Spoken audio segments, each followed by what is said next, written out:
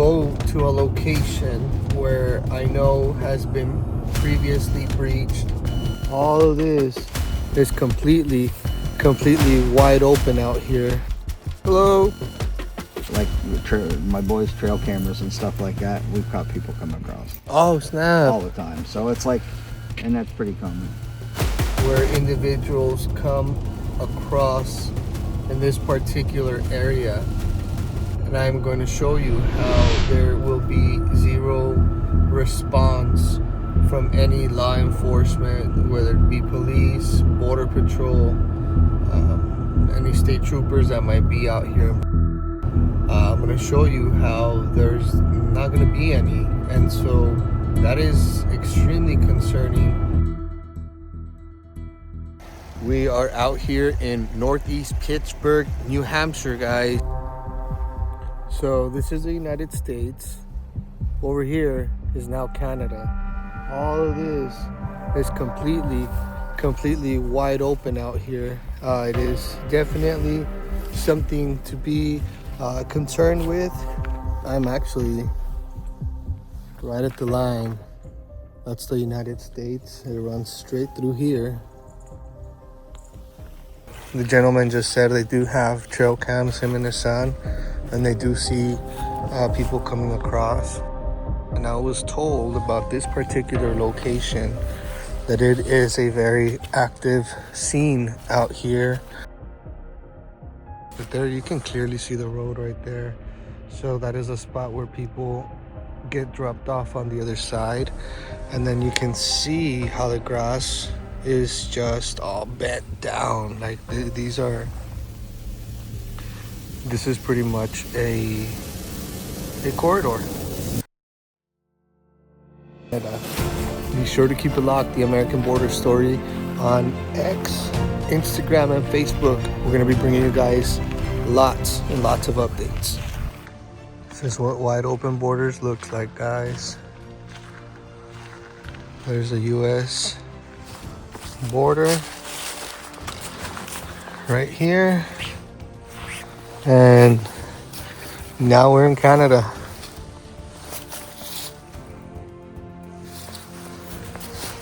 Now we're back in the States. And now we're in Canada. It's that simple. We also see here what appears to be surveillance sensors pretty much out here. But nonetheless, this is the Canadian border with the United States, guys. There's a property right there. Here's the entrance to it. I don't see absolutely nobody inside of the house.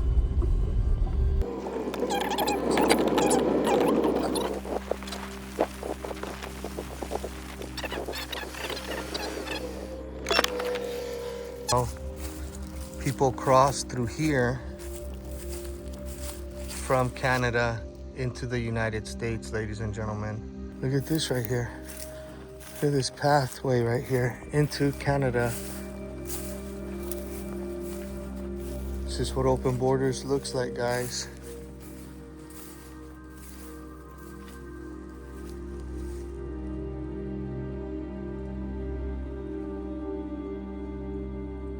But why would you even get your feet wet when you can literally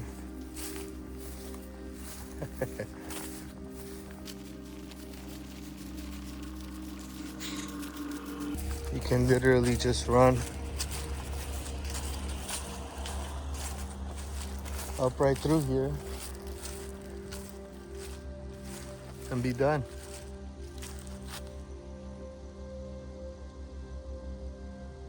So in essence, this property currently is being used by somebody or by individuals to have people cross right through here, right into the United States. And they are coming off the road. And I've seen the pattern of the tires that drive right up to right here. And from the point that they make the U-turn right here, you can actually see the tires where they rush out of here. They don't even go back on the same road. They literally just rush out of here. So this is an active location. And here's another look. As soon as these individuals pick up these people crossing over from Canada, look at the pattern and the routes that they just take anywhere. You see this? They make a U-turn and they drive right out of the property. I want you guys to take a look at how these disturbed all of these. Look at from where they just crossed right over. This is one of several breach zones and breach areas that I am going to be taking you guys while we're out here on the northern US-Canada border. That was actually a really solid find, guys. That one is just like blatantly out there. It's a pattern, you know. Even on the southern border, these organizations seek or sought out to look for neglected homes that are not being lived in, or a lot of the times they are seasonal homes, very much so like what I expect this house to be. So good morning, guys. Getting ready to hit the road. We're heading back up north to more or less the same locations that we hit yesterday. Yesterday was a fruitful day. Today will be even much more productive. These small towns unfortunately seem like they've been abandoned almost.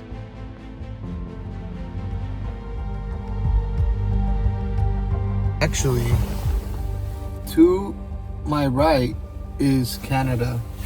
And I want to take one quick second to illustrate this to our audience because this is very important. You're looking at Canada right now, guys. There's absolutely nothing standing in between myself and Canada. That house is in Canada. This is pretty crazy. This road actually crosses into Canada and then we cross right back into the US. That house right there is actually Canada, guys. And there is the US monument, if you can barely see it right in the middle. That is the monument. I just want to show you guys, this has got to be the smallest one I've ever encountered.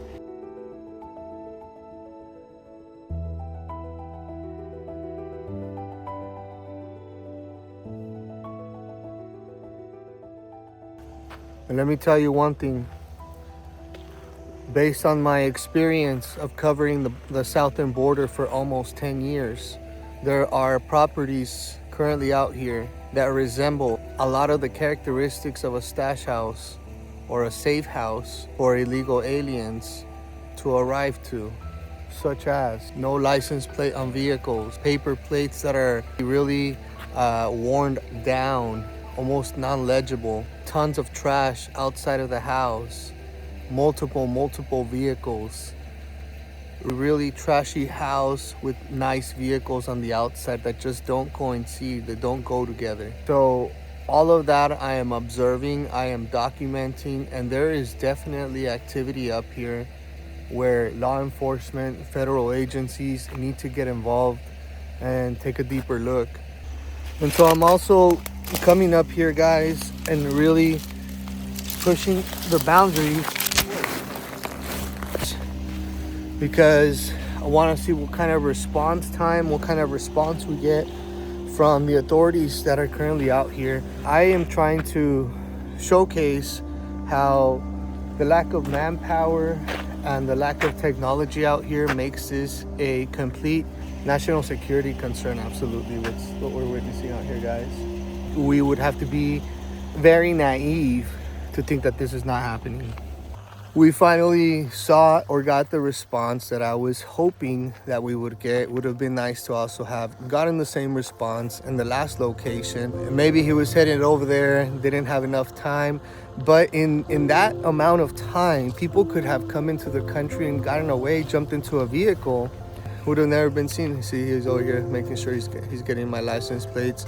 I did ask him to put it on the scanner so that if they see me out here in the next couple of days, I'm fully transparent with these guys. Treat these gentlemen with the utmost respect. And so I did tell him, hey, my license plates are from Florida.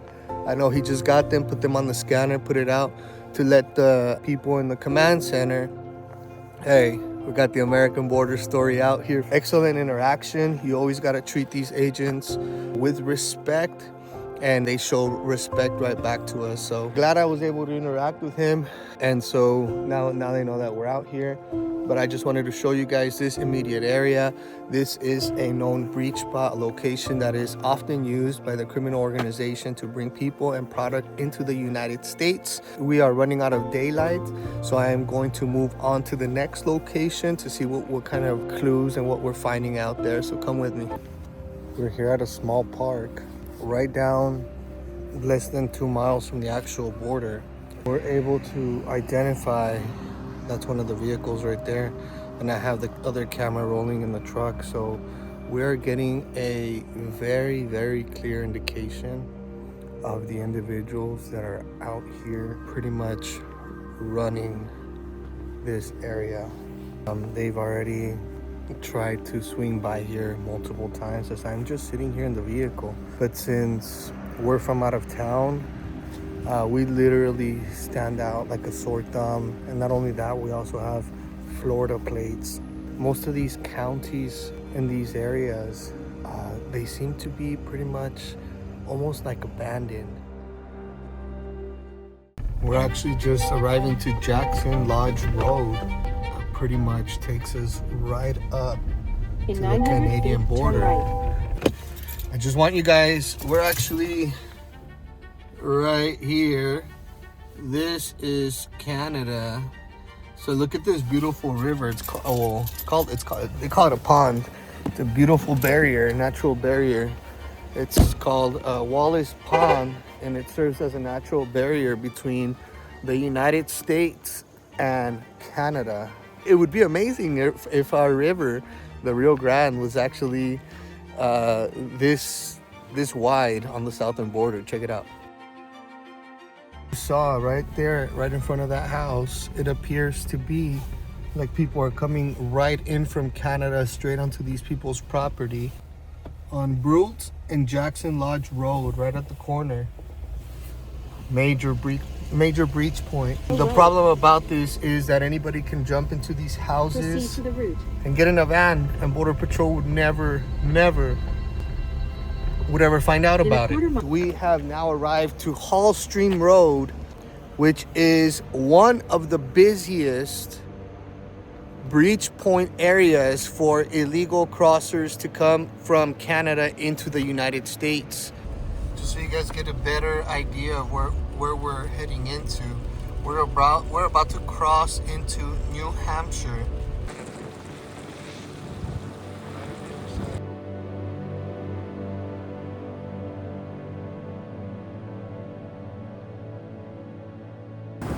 It's right here on our left hand side. See it down there, that water? Okay, well, there's Canada. There's Canada right up there. And this is completely wide open, unprotected. There are no cameras in this immediate area.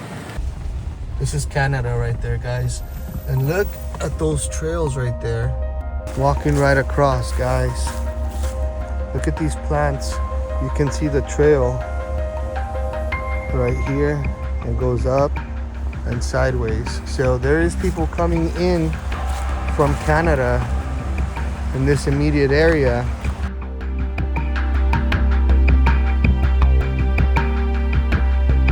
And it is a beautiful sight, don't get me wrong, but there is much more sinister things going out here than what meets the eye. Wide open.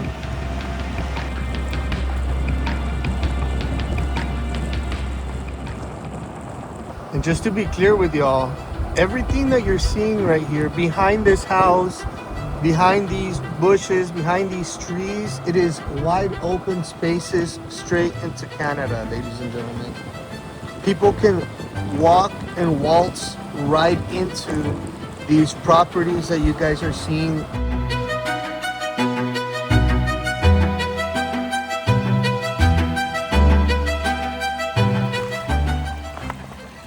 If you have the proper attire and equipment, this crossing and continuation out here is a breeze.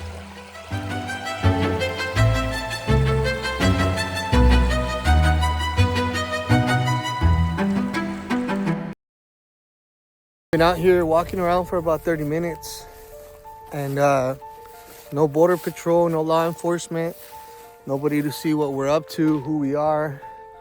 That's concerning. That is where we need more surveillance, more technology, and we need to occupy. We need manpower more than anything. We need to occupy. Here's a perfect example of how wide open it is. You see those power lines right there? They go right through the middle, all the way down the border. And that is Canada on the other side. And this side of those power lines is the US.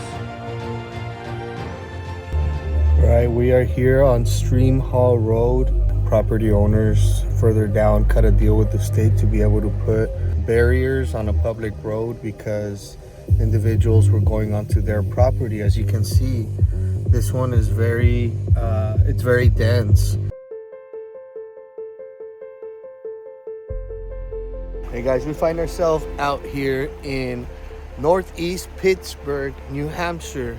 This is the US side right behind me, and right on this side, guys, just about 15-20 feet this way, you actually have Canada.